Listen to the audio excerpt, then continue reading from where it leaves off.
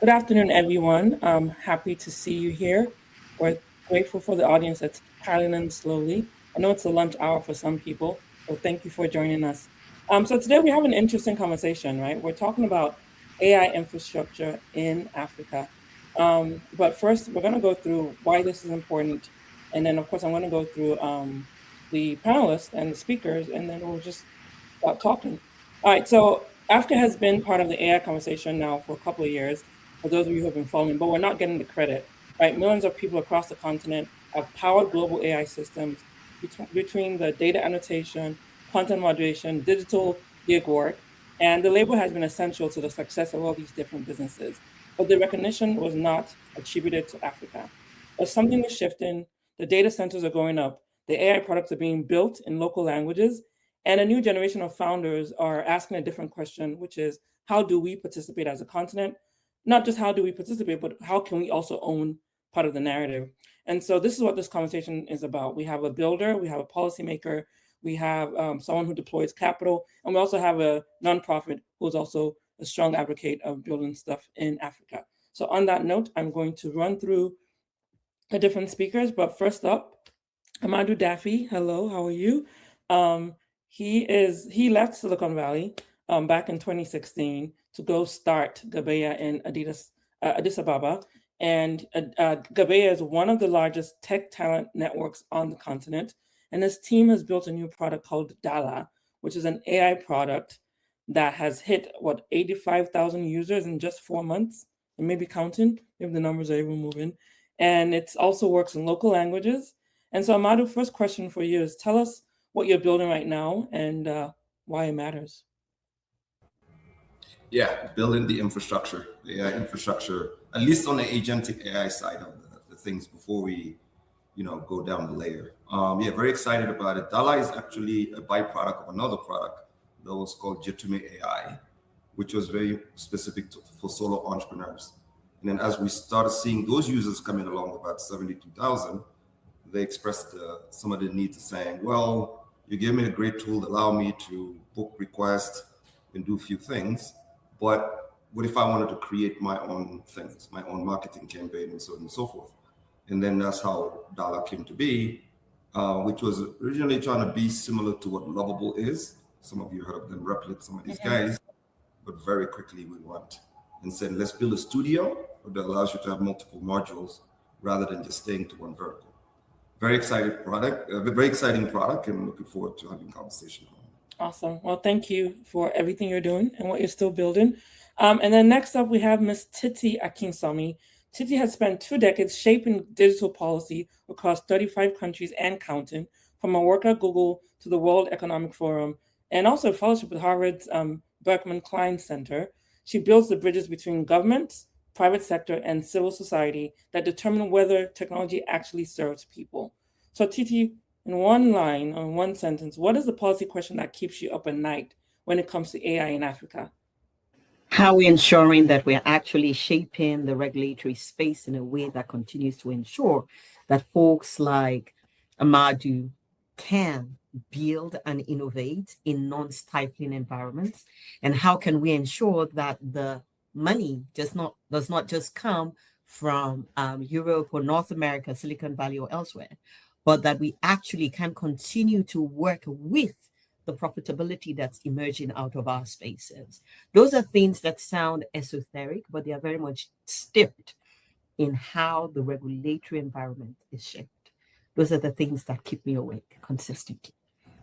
Well, hopefully we are working towards solutions so you can sleep more. Yes. All right. And then not last but not least, but we do have Kevin Korir. And if please, again, if I said your name wrong, I apologize.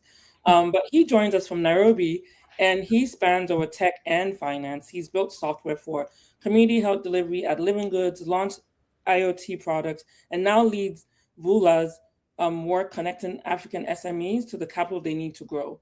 He knows what it takes to actually build and scale on the continent. So, Kevin, your question is, what is the biggest misconception that people outside of Africa have about building tech on the continent? I would say it's the fact that we're not builders, right? A lot of these large AI companies, Anthropic and the likes are based where you'd expect, right? But a big misconception is that we simply cannot build such a company here. We do have infrastructural constraints such as power, but once those are solved, I think we would be in a good position to match that. Awesome. And last but not least, we have Ola Erogbogbo, who is the co-founder of Doing Good Work in Africa, but also the sponsor of this panel. And she has actually built DOWA from the pandemic and has connected over 100 students from 40 plus universities into 20 different African countries and the companies. She's living in a space where she's like, I want to help. I know I can help. Ola, what is the one thing you wish more people understood about getting involved just in general in Africa? A great question. I think I would say that you can't expect growth or the vision that you have if you're on the sidelines. You need to embed yourself and connect with people in order to see how you can contribute and how you can be a part of what the vision is as a whole. Yeah, exactly. And we have a lot to unpack, right? With everyone, with little snippets that have been shared. But before we do that, I don't know, hopefully we can see the chat. Quick show of hands. How many of you have actually participated in either outsourcing digital work to Africa, or you've done freelancing, tutoring, data entry? I mean, I'm seeing, hopefully we're seeing some comments come through. There's a lot of work that goes back to Africa. That's what this conversation is about, right? And so let's talk through that and think through what are we doing differently to own more, like everyone has said. So I guess, Amadou, I'm going to start back with you again. But you left Ethiopia, you saw the opportunity to build talent on the continent, and you pretty much created the world's largest back office of annotation, moderation, outsource work. And you've also built this AI tool that we talked about. Can you talk through ownership, if ownership is actually possible? Can Africa actually be part of this AI infrastructure that we're talking about? Absolutely. So there's 4 or 5 layers, right? I think the first one, Kevin mentioned power. And get 1 or 2 countries who maybe by foresight built some of those infrastructure to allow us to eventually, have the Anthropics in some of these companies. So you have the power, you have the data center. There's a lot of data centers in Africa. You should be surprised how many. We only find out when we partner with Cassava AI to eventually, once we do have our own language model, to run on their infrastructure if you want to run it in country, right? So, and if you know the story of Cassava, they're one of the largest company in Africa that allow fiber optic to, to be, even if you look at map, you put Cassava technology map, and you look at fiber optic, you see it pretty much plugged into everywhere. So we do have companies like that at a smaller scale in country, in some of the countries we live in. The third one is the language model, the frontier models, right? I think the frontier model is just what's going on, what changed the entire narrative, right? The Geminis, the Anthropics and stuff. But is it really useful to us on the continent? Yeah, it will benefit a small portion of people, but not necessarily the logic thing. Like, why would the small, say, salon in Ethiopia use Anthropic? Do you get me, right? Or Gemini, right? Maybe now what we need to do from an Africa standpoint is saying, what kind of language model do we need to build, right? We don't need to do, just like when we leapfrog the landlines, right? We went to straight to cell phones. I mean, this is an opportunity. We don't need to build frontier models. We can build models a lot smaller for us to do that. And we do have an appetite for that in the next 9 months. And then the next one is the application layer. Okay, you have your language model. Now people need to use it, right? That's where we started off, right? And saying, let's build, whether you call it AI agents or agentic AI, depends on where you want to look at it. We decided to play in that role, but we need a lot more companies to build in that application layer. Nobody will be able to dominate the African content. It's not even about the app itself or the product you're selling. It's the context for which it actually lives. If you live in Nigeria, you build an AI agent, it'll fit a certain group of people and so on and so forth. In Ethiopia is another one. So, but then there's a fifth one that just came to reality when we were building DALA and seeing how our users are using it. 90% of Africa right now, at least from our user, I'm using my user base because we're in 28 countries, don't even know what AI really means. So there's a huge opportunity just on the information layer. On that, if I was an edtech company today, I would just go and teach about AI in general. And you're probably going to be one of the most successful company ever, because it's either how do you get to these young people to know about it? They may have heard of ChatGPT, but that's it. But what is it? What is it really? How do you talk to AI? How do you do that? That layer is taken. I think if we accelerate that in the next 2 to 3 years, we accelerate the agent layers, which is us, eventually will give me enough data for me to build my language model. Then I can naturally plug into Cassava AI. And on the electricity side, Ethiopia, like I said, the foresight Ethiopia has with the dam, which produce, large amount of electricity that even power about 25 Bitcoin mining company in Ethiopia. We have Bitcoin mining in Ethiopia from Russia, India, and Europe, in America, that came and built a data center in Ethiopia because Ethiopia has the third cheapest electricity on earth, right? So we have Ethiopia that has this dam, and they're going to continue building dams. What are other African countries are doing as well, right? Congo and some of these guys are looking at data centers. I hope I gave you some. Yeah. No, I think that's great. Yeah, and you touched on all the different pieces. And so, Titi, I'm curious to know what you would chime in from a policy standpoint, right? He talked about all the different things we need to build, but from a policy standpoint, what needs to shift, right? There is talk about power, LLM, the education piece, the application piece, all these different layers that Amadou just spoke about. But from a policy standpoint, what are you seeing on ground? What is the gap between the narrative and what's actually reality? Thank you. Amadou mentioned a couple of things. I want to be able to pack them in particular ways the way I think about it. And it's by speaking very specifically to the 5 countries. So at the baseline, what needs to change is we need to adapt to the regulations that we have, to the rate at which folks like Amadou and the ones that Kevin is funding are innovating. When I teach about technology and policy, I usually always have a slide that has the rabbit and the hare. And you can know which one is innovation, you know which one is policy. Policy is typically the tortoise. It will always move at an experienced slow pace, whereas innovation happens at exponential speeds. Specific to these 5 countries, there are particular things that are already changing and needs to continue. So I see South Africa as an industrial powerhouse. Right now, based on data, it's the continent's AI heavyweight.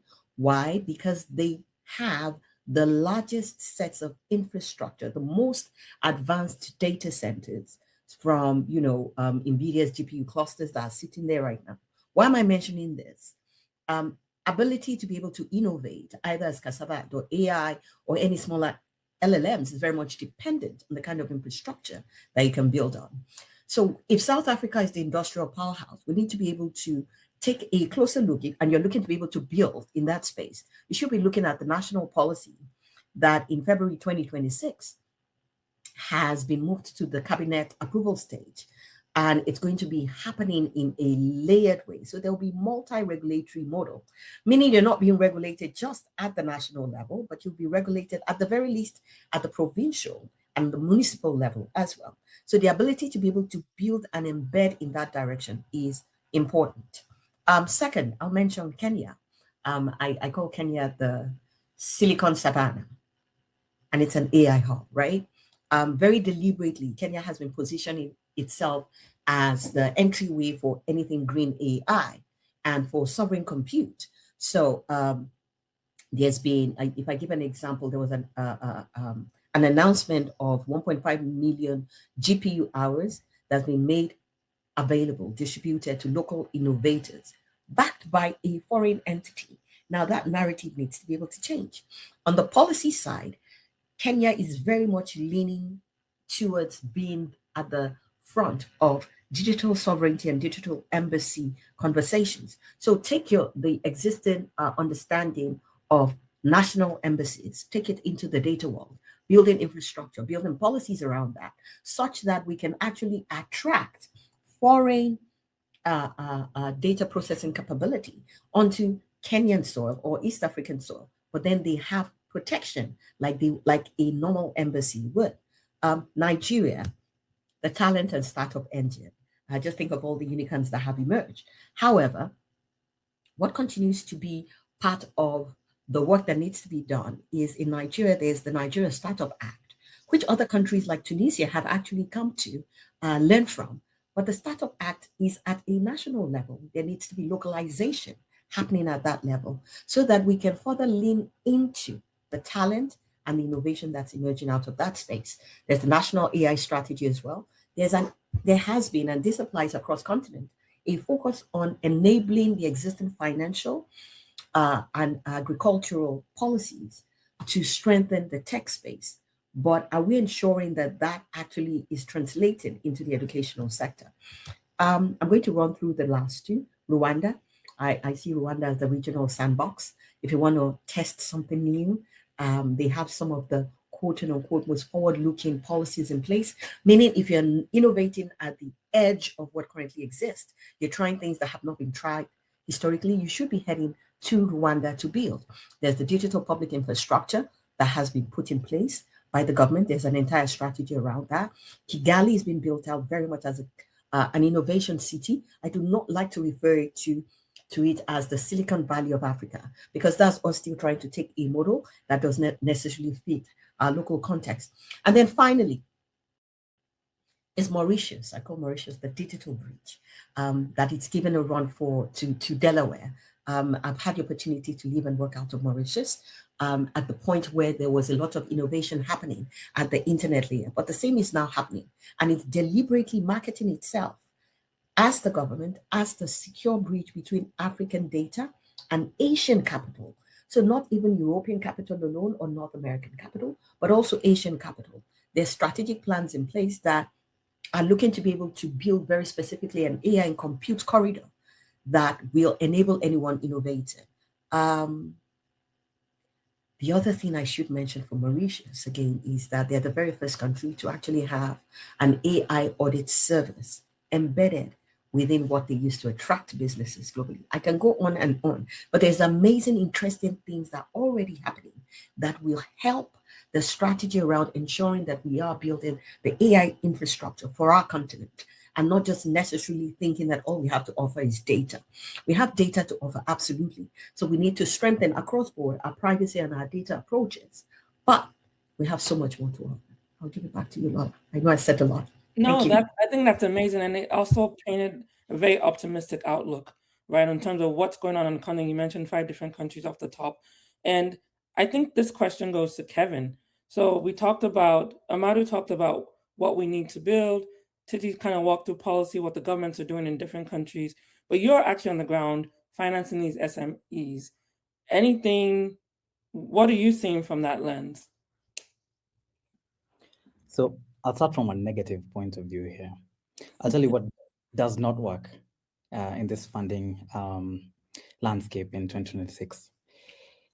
Before, you could have a company that started and does a ChatGPT wrapper and maybe deploys some kind of chatbot, either in education or healthcare and whatnot.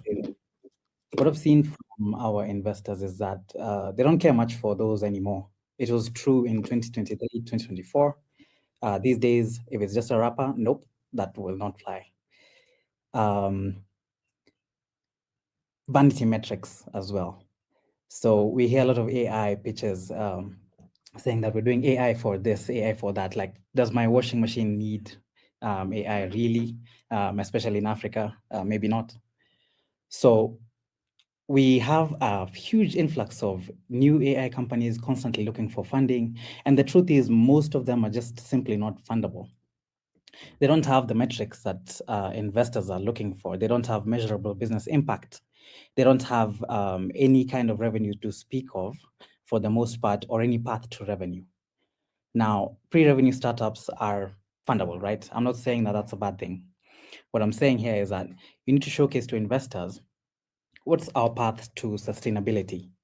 They don't care about, users loved our demo, maybe they care about tangible outcomes and a clear path to obtaining those outcomes.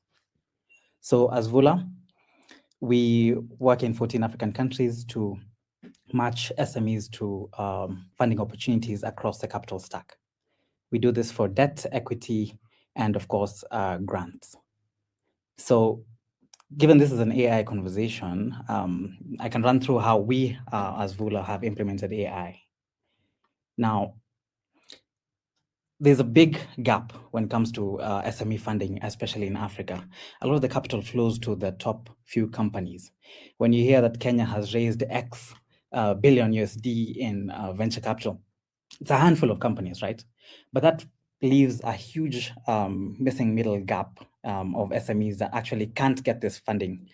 And the reasons from an investor standpoint are very obvious, but from the SME standpoint, they're not. And that's why VULA was started. So we analyze SME's operational and financial data using multiple machine learning and AI models against the eligibility criteria of various funding opportunities in Africa. So take MasterCard, for example. One of the mandates is they want to increase the number of jobs in Africa, and they're funding companies to do that. So we'll take in MasterCard's eligibility criteria and check in for all the SMEs who've come to us saying that we're seeking financing. One, are they in the right industry for this? Two, do they have the right impact metrics that the fund is looking for? Three, do they have the revenue targets that the fund is looking for? So maybe a company like MasterCard wouldn't care so much about your revenue because they're giving you a grant. But if it's a bank, say KCB Bank or any bank for that matter, they will only care about your cash flows, how healthy your business is from a financial position. Take a VC. VC might not care so much about your current cash flows, but is your company scalable? Do you have the possibility to disrupt a whole market? Do you have a large enough pool of customers that you could potentially access? And these are the important questions we need to ask before actually seeking funding. Great perspective.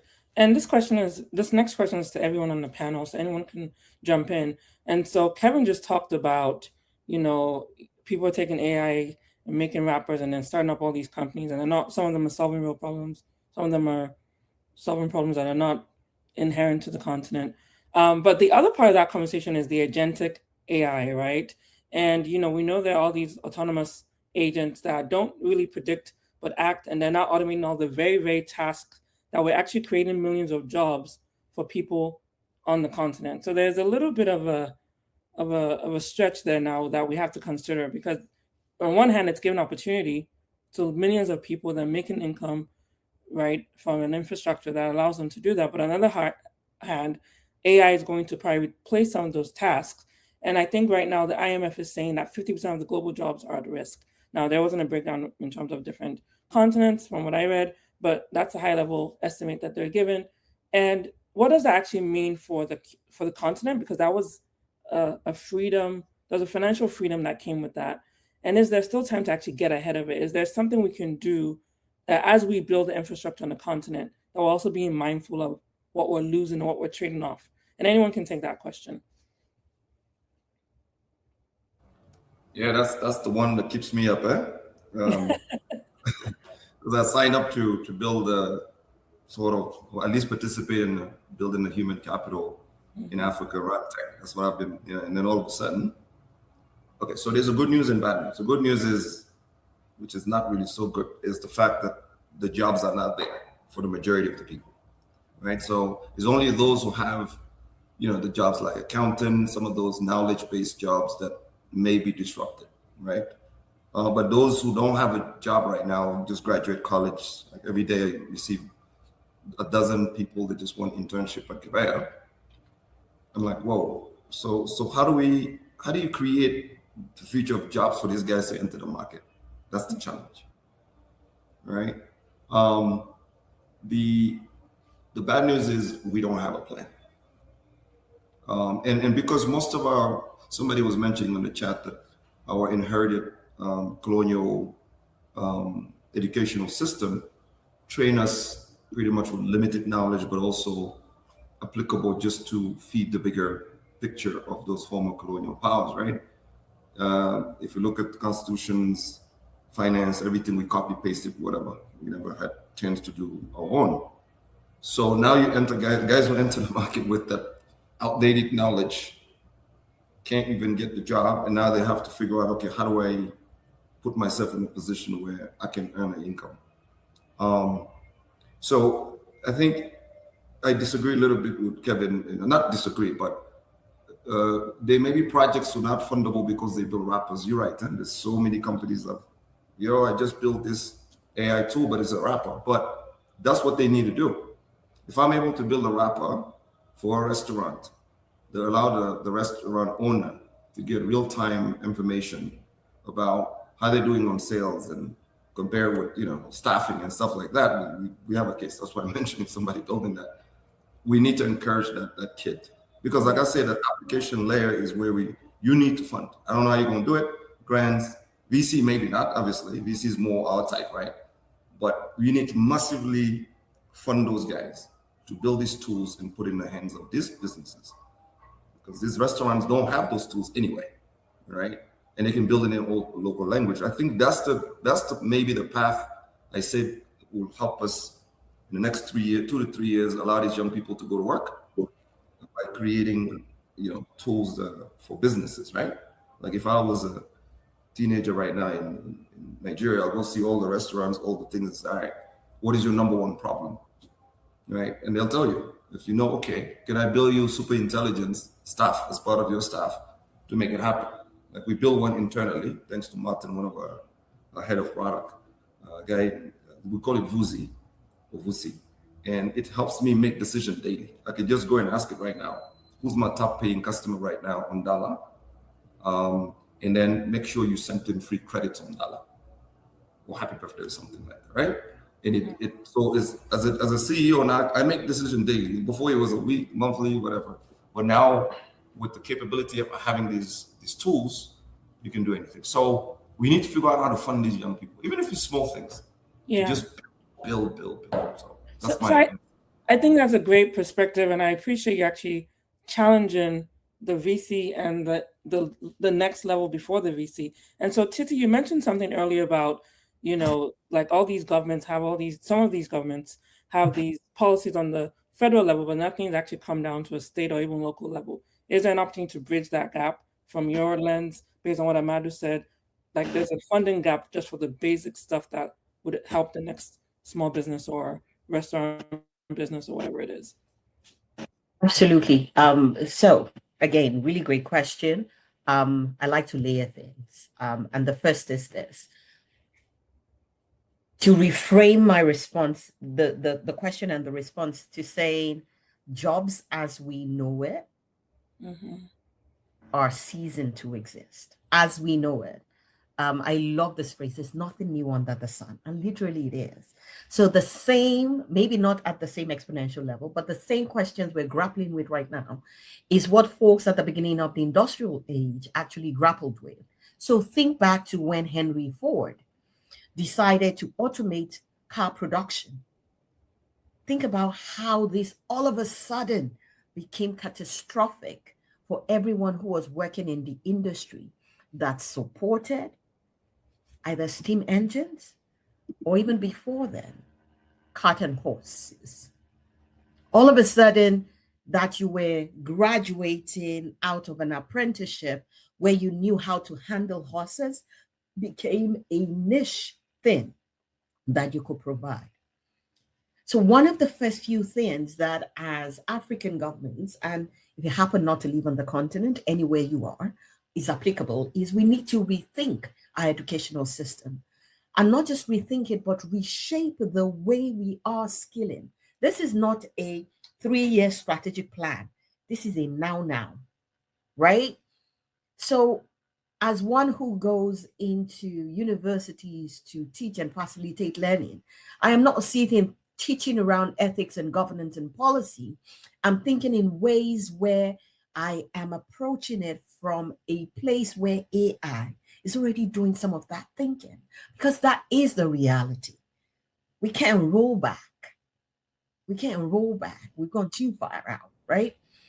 So what I'm going to speak to a couple of things that I hope that we are our African governments are building into the policies, but even more important, our ability to be able to have it implemented, meaning the Ministry of Communications Technology in Nigeria has an AI strategy, but they are working in coordination and tandem with the Ministry of Education and the Ministry of Science and Technology so that this actually rolls out, so that anyone who's graduated at this point actually has it.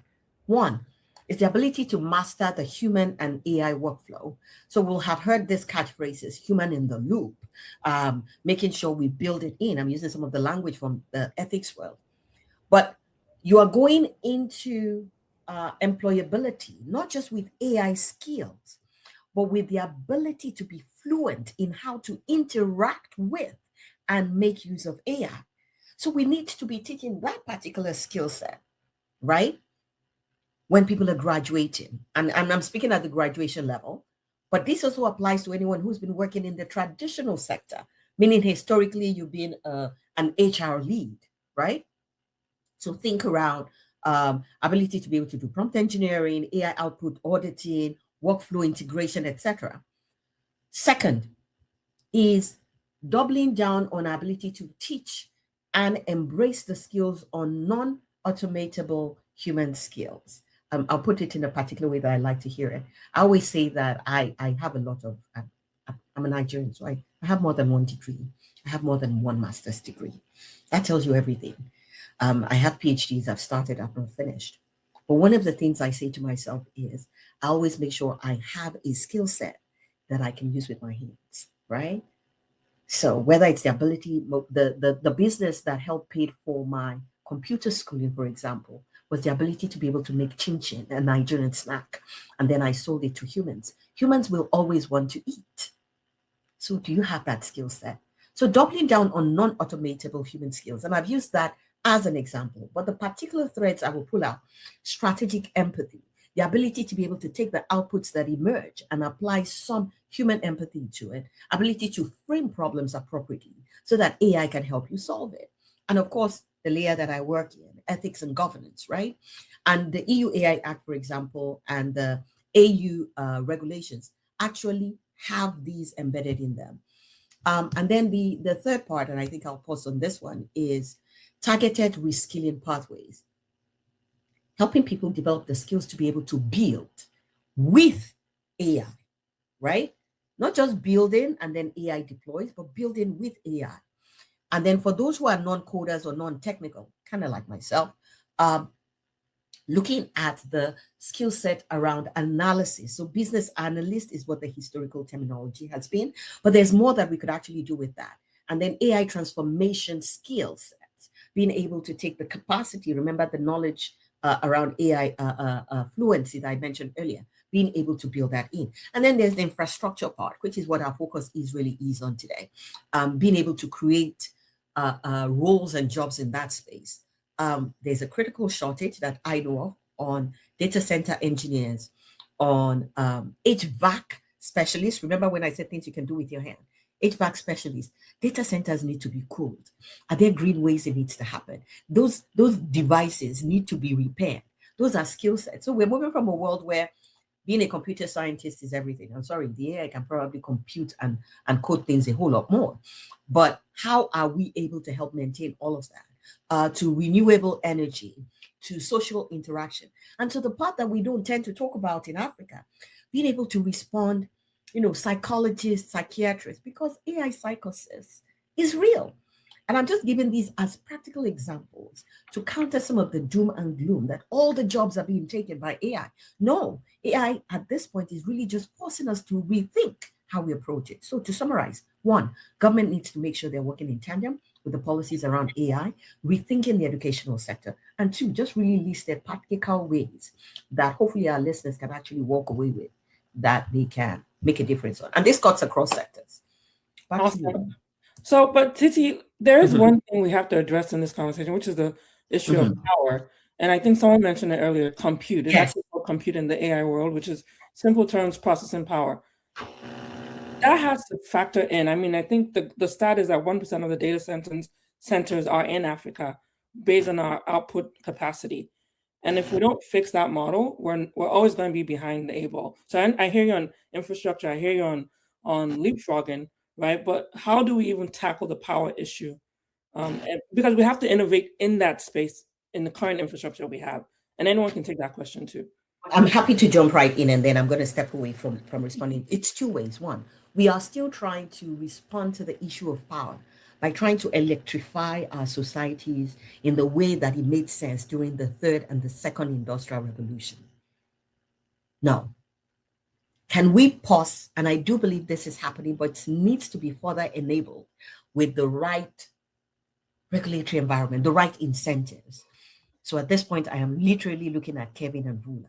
How are we funding those who are working in the space where they are thinking through renewable energy, using our natural resources? How are we ensuring that we are looking at our existing grid systems, but in ways where they can better power, data centers? How are we looking at our natural, when I say natural resources, water, sun, wind, how are we harnessing it? So historically, that has always felt like, oh, that's a climate problem. No, it's no longer a climate problem. Our ability to be able to power a life is very much dependent on having the right amount of wind farms and cooling systems powered by water and water reservoirs. And then the conversation goes on. So maybe this is a challenge to DOWA. We need to have an entire conversation on that, maybe in the next one. I'll let the other panelists step in as well. Kevin, Amadou, do you have anything you want to add? Yeah, I'm looking at what we've done in Ethiopia, right? You all heard about the Grand Renaissance Dam, which also is, had some headlights even from President Trump. But it takes a vision. So, like I say, the foresight of saying Ethiopia must solve its power issue to become one of those countries that has more control of their destiny in terms of economic power and so on and so forth, right? And the way it was built and how it was built, everybody participated pretty much in Ethiopia to build it. It was zero funded by foreign thing, but it was intentional. The intention was there. Let's solve the power problem. Now, the country is benefiting from it. Why? Because I mentioned earlier, there's 25 Bitcoin mining in Ethiopia. I think last numbers I saw last week was they generated $250 million for the Ethiopian government, because Bitcoin data centers pretty much they buy power, right? Just to give you your services. So $250 million is not a small money, which means that the more the government actually build more capacity around solving the basic need of power of the citizen, forget AI, right? You'll see business cases coming out of it, right? So what that means now, Ethiopia has positioned itself in saying, well, we definitely can support GPU powered data centers. The question is, which data centers are out there, like of Cassava and everything, they're interested in doing that? Because if we have the cheapest electricity and the number one issue everybody's talking about right now about AI is power, why not see how did they do it? What was the appetite? And what is now the future of it? And now there's talks of building more dams, right? This is from the climate change thingy, right? Where it is hydroelectric power plants. So there's more of that hope. Now, are there any other African countries that really were intentional, serious about solving the basic need of electricity in their country first? I don't think, if you don't have that sort of intentional thinking, we're on a losing battle for AI. Because if you can't solve your basic electricity, why would you build data centers for? Yeah, no, awesome. And for those of you in the chat, in the audience, please start dropping your questions. We are going to transition slowly to questions and hopefully get some answers for you. So I want to switch gears here a little bit. So we talked about the gaps, we talked about all the policy changes, we talked about what needs to happen from our different perspectives. But there's one thing that I think we have someone in the audience, in the panel who can shed some light on, which is how do we get people to take action? And Ola, this question is actually coming to you, right? People want to do something. They're hearing about all this AI stuff. They're hearing the financing on the application level. You're having VC level financing. You're having policymakers on the conversation. But is there something that people can start to do? And where would they even start from your lens based on what you do at DOWA? Great question. Just to layer on several things individuals on the panel have talked about in terms of the talent. So, I mean, where do we start from? We have the talent. I know we have the talent because through DOWA, Amadou made reference to this. Usually our internship program, we would get maybe about 100 applications. And this year we have 500. That says a lot in terms of the talent is available, but also the reality on ground in terms of AI is positioning people, students, entry-level individuals out of jobs, essentially at this point, because a lot of those tasks are being done with AI in one form or the other. So, I mean, we have the talent. We also have funding because, I mean, we talked about, I think that I saw somewhere that $60 billion was being pulled together towards funding infrastructure in Africa, maybe about 1% of that has been deployed. But then when I look at how much the diaspora sent back to Africa last year, that was about $100 billion, if I'm not mistaken. That is 20 times more than VCs put in Africa. So, two, we have the capital. I think what we don't have is structured pathways that talent can be engaged, that people can find their ways through being plugged in, and also structured pathways that people can actually deploy capital. But also, I also believe that people can't wait for the perfect role, perfect plan, permission.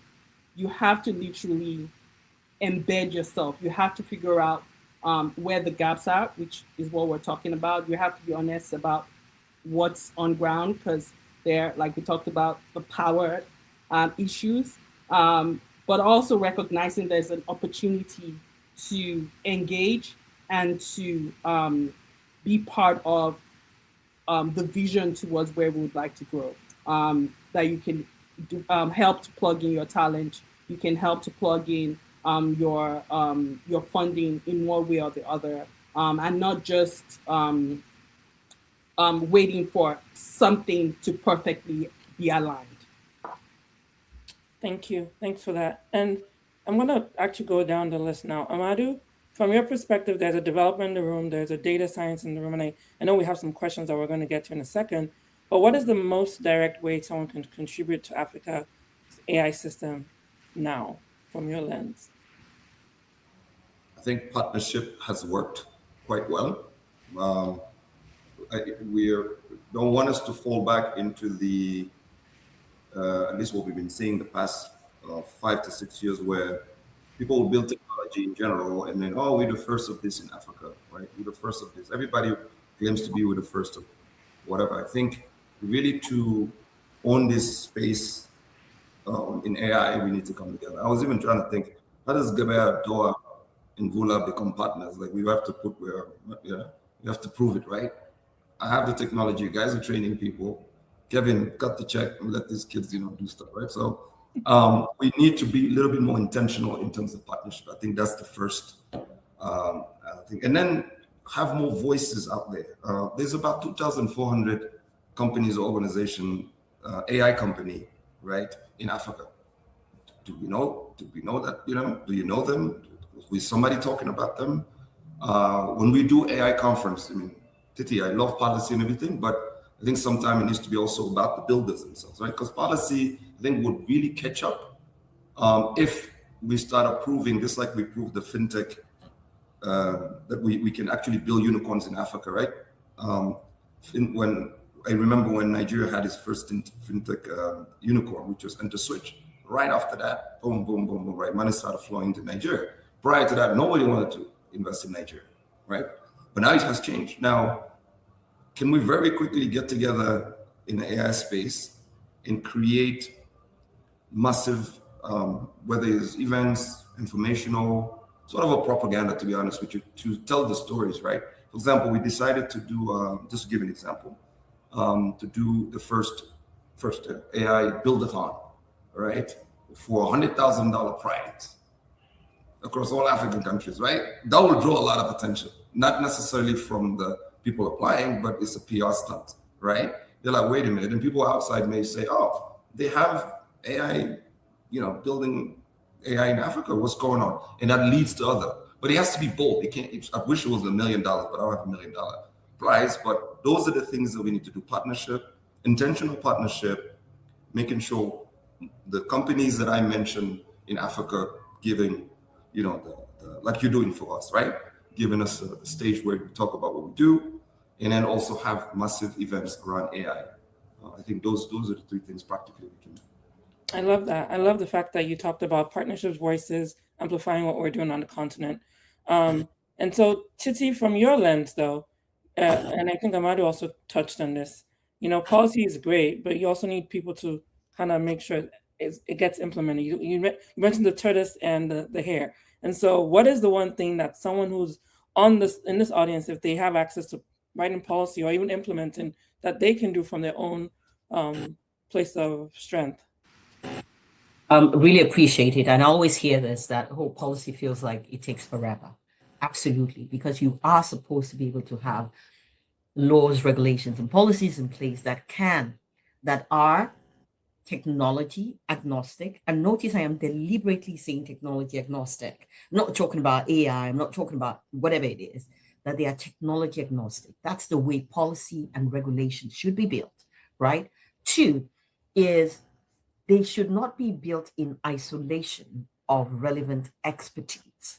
So one of the things I do, for example, is I host this I call them private, quiet, intimate salons, where per sector or per issue area, I bring in government, I bring in folks who are building in the private sector, startups, and sometimes, more often than not, I bring in investors for us to have conversations on where the pain points are.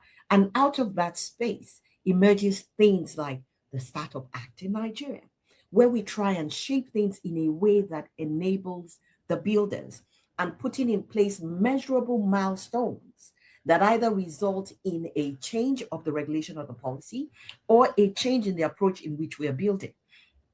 So anyone who is interested, more than happy to have that chat on a longer basis. I'll give you a classic example. At the end of April, we are in April today. Happy April Fool's Day. At the end of April, I'm actually in Cape Town, and I'll be hosting an intimate session for the health tech sector, right? Where we're going to be looking at what does it look like? Who's building in that space? What does the policy and the regulation currently look like? What do we need to address? What are the limitations? And my hope is to have the right investors in the room. I'm looking at VULA. I'm also looking at you, Amadou, that can actually then help power those innovations that begins to inform how we rewrite and reshape the regulations in the health space. Because currently there are significant limitations on what you can do with people's personal health information. But that is valuable to being able to build in that space. So I'm very practical oriented and impact driven in the way I help either institutions or governments build their policies. So that's an immediate answer I can give. Anybody else who's looking to be able to connect to this space immediately, there's so many things. I have an entire list here that you can connect with, either getting into the space of policy fellowships, connecting with the things that are happening out of the AU and NEPAD. NEPAD has been around for the longest time, and they're reshaping and retuning themselves. There are MOUs that have been signed in terms of upskilling between Google and the African Union, etc. But all of these actually eventually point back to being able to help, particularly government, shape the regulatory space. And, in as much as it might be a bit of a painful conversation, I say this to the startups and the investors that I work with. You can completely try to ignore government and regulations when you start building, or you can engage from the start and make them partners so they see value in being connected to this. But that's advisory that I provide on the site, and we can have a chat more on. Yeah.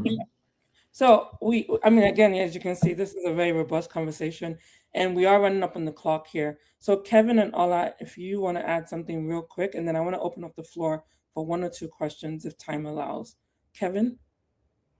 Thank you. So in terms of the investors, yeah, in terms of the investor lens, I mean, these days, especially in Africa, investors don't back technologies. You don't go to an investor and say, I've built AI for X, and you get funded. Instead, what they look at is it a localized solution that actually has the potential to obtain product market fit? So the product market fit question is very tough to answer, especially as a young first-time entrepreneur. But we have to get it. You have to demonstrate that you can achieve product market fit for your startup to be fundable in this day and age. And the other thing I wanted to talk about is that, do we have traction metrics to speak of other than revenue that can demonstrate that, sure, this company of mine is actually solving a real problem here? There was a discussion we had the other day about the chicken and egg situation in Kenya, where we're talking about we need AI startups to build more on the infra side and on the data center side and on the, and not just the software side. But then again, you go back to the investors and say, can you fund my startup with $100 million to build out this data infrastructure for other startups? And what we've seen is that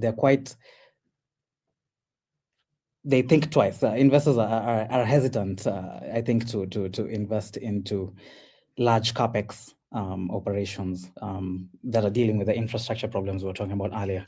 So it is a chicken and egg problem. I don't have an answer to it really, but that's what I wanted to add. All right. So I'm going to actually change it a little bit. I'll come back to you at the end. I want to make sure we take at least one question from the audience. And this one actually went to Amadou, which is, what is GEBEYA doing today in Ethiopia to upskill the youth in AI, not just the theory, but the actual implementation of agentic AI? So it's basically, how are you creating opportunities for upcoming tech outsourced opportunities globally as AI engineer, data engineer? How is GEBEYA solving this? We no longer solve that problem. Remember when I was telling the story of GEBEYA, we started off by training talent. We were training AI and machine learning engineering back in 2018. We were a few companies that was doing that. We even partnered with Google at the time for the DeepMind sort of project, and and they wanted to train as many people as possible. I think we trained about 5,000 to 10,000 people across the continent at the time, especially Ethiopia. We even partnered with NVIDIA maybe 2 years ago to train 50,000, again, AI engineers. But we left that boat because the indication is there's enough companies out there that's just doing this. There's so many companies that really can even pick it up and go for that. We are more on the stack, the layer stack, right? Where we're saying, okay, we build AI tools. Whoever is learning AI right now can leverage our tool, right? That's what we do it. Unfortunately, that's the pivot we chose. And eventually we'll even go one layer over and saying, how can we build our own language model and let other people build what we build? There should be other people in Africa to build their own dollar.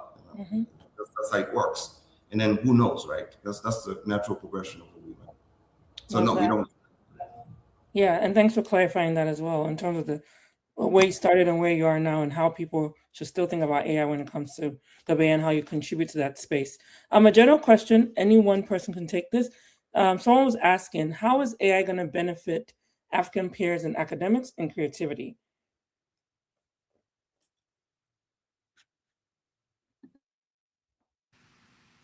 Anyone have any thoughts on that? I can talk a little bit about Please, that. go ahead, Ola, then I'll go. I could talk a little, yeah. So, I mean, I was going to say, when we're building DOWA, our thought was tech. We all talk about the infrastructural issues, power, and so on. And so one of the ways that we saw that, Africa was positioned to leapfrog was the availability of tech, the internet. And that was the first wave for us, right? And so when we're building DOWA, we capitalized on that. Was that how can we connect diaspora talent to those on the continent that are actually using technology to leapfrog across different industries? And we recognize that there are several industries, healthcare, energy, and several other industries that are actually leveraging tech in order to overcome those infrastructural issues that we have. So in terms of university students, what we see as the benefit here is not necessarily that AI is able to plug in, is the opportunity for talent to connect and to offer their talent to innovators on the continent in order to scale. So, I mean, some of the ways that we've seen that happen is we've had students that have approached us and said, we want to work with this organization. We've reviewed their product, and this is what can be beneficial to them. This is 3 ways that they could improve their product in the next few months. And we found students being able to offer value by leveraging their knowledge through AI that is beneficial for the organization. But at the same time, those organizations are also tapping into talent on the continent, which gives the opportunity for talent across board in the diaspora on the continent to actually work together and provide cross knowledge opportunities and also opportunities to develop, scale the organization, but also opportunities for the organization to scale, export their product, but also pull in talent in their community. I'm not sure if that answers that question. Yeah. I think that's a good takeaway. So on that note, we have about a minute to go. I just want to say thank you to everyone who joined us. This is going to be playing on the DOWA website. The conversation doesn't stop here. Please stay in the chat. I mean, I think some of the speakers are going to be around a little bit longer to answer any questions that we didn't get to. You can also follow them on their LinkedIn pages. Reach out to them, and if you have any opportunities that will connect the dots and everything we talked about. As you can see, this is a very robust conversation. We can't get to everything or solve all the problems in 1 hour, but the goal was to start the conversation and start to change how we think about AI on the continent, and there are different levels to pull. And so on that note, I just want to say thank you again to our speakers, Amadou, Titi, Kevin, and Ola, for making time today. Again, my name is Lola Harris. I don't know if I said that in the beginning, but hi and bye. But again, thank you. The conversation doesn't stop here. And if you want to know more about what DOWA does, please follow them on LinkedIn or go to the website. It will be dropped in the chat. It's dowaafrica.org, and you can get more information about what we do. But thank you, everyone.